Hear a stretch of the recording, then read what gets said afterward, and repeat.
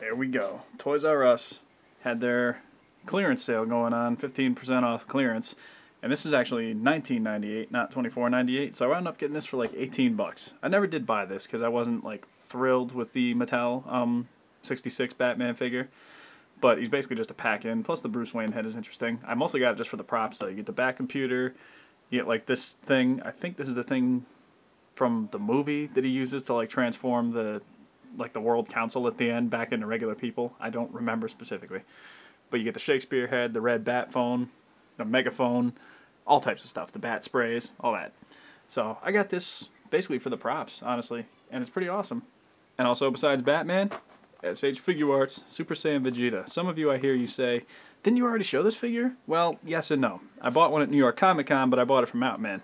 But I saw this guy was actually a pretty decent price on Amazon. Plus I had some leftover like gift card credit. So he wound up being like 24 bucks by the time I was done with him. I'm like, pfft, sold. Because, I don't know, he's a good figure. I do like the 2.0 body types they've been using with this. And I imagine with the new 2.0 Scatter Vegeta coming out, you'll be able to like head swap the black hair onto this body and, you know, vice versa. Although I don't know why you'd ever want to put a Super Saiyan head on the Scouter body. But if you want, go for it.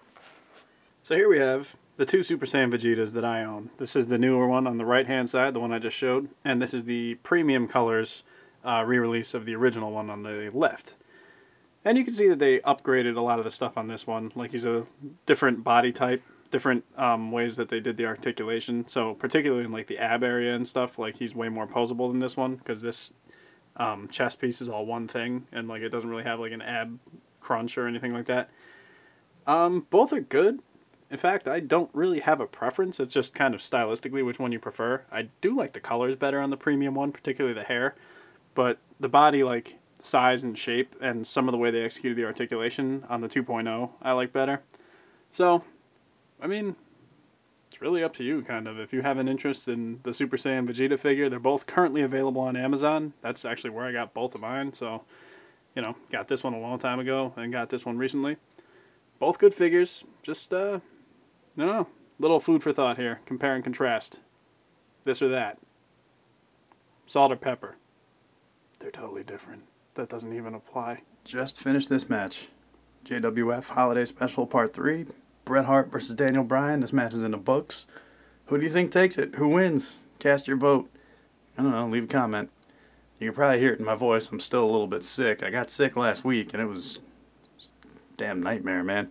So until I have my voice back, I'm not going to be able to finish the video because I can't call commentary sounding like this. But, you know, I'll do what I can. Got a nice new shelf, as you'll see here. Me and the young lady put it together. Some of these little bootleg dowels it comes with suffered during the process. Pardon me, as I say, I'm sick. So we had to go out, buy a couple of these, cut them down to size, and now everything's good. Opened this up a minute ago. See, tonight is the 3rd of July. We both got, myself and Mountain Man, we both got the day off tomorrow.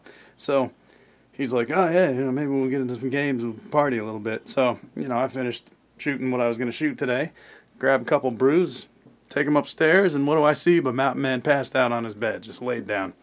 I'm like, well, guess we ain't partying tonight.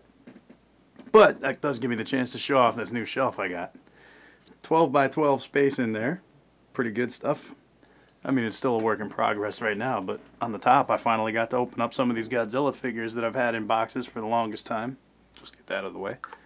Got this Destroyer, special colors. It's a nice figure.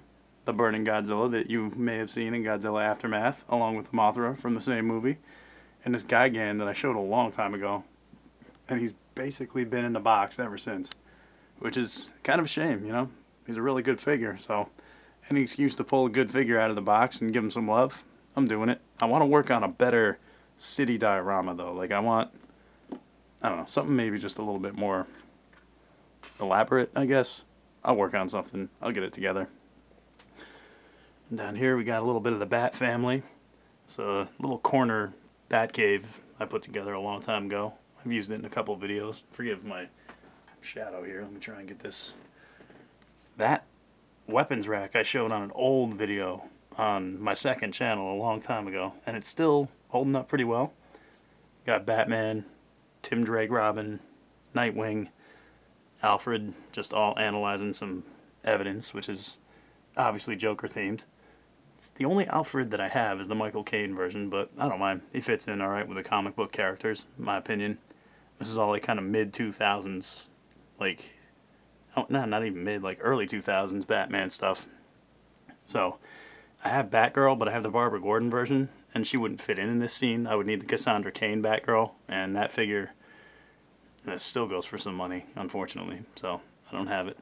Then in here, got some Street Fighter bad guys. I just got Balrog, off of Billy Mahoney, actually, Bill Maru, on Instagram and YouTube, known for, throughout the action figure community for being the guy that fixes up broken action figures.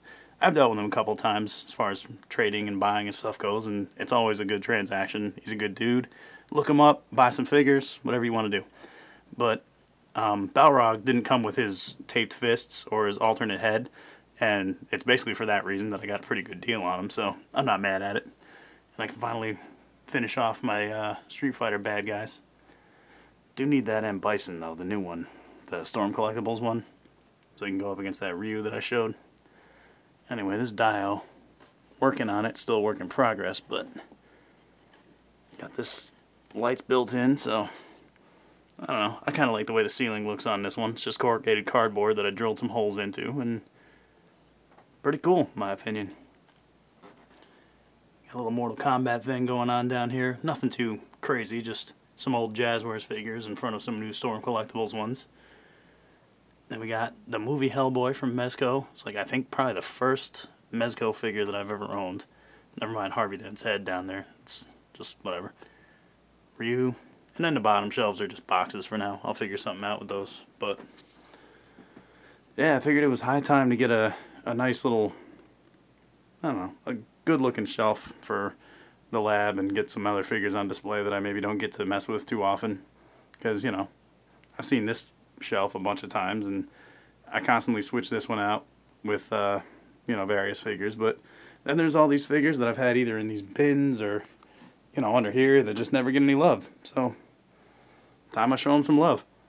And I want to make more dials for, like, these shelves, at least these two, and then, you know, showcase some more different figures there. It's all a work in progress. Anyway, thanks for watching. I'll catch you the next time around. Be good.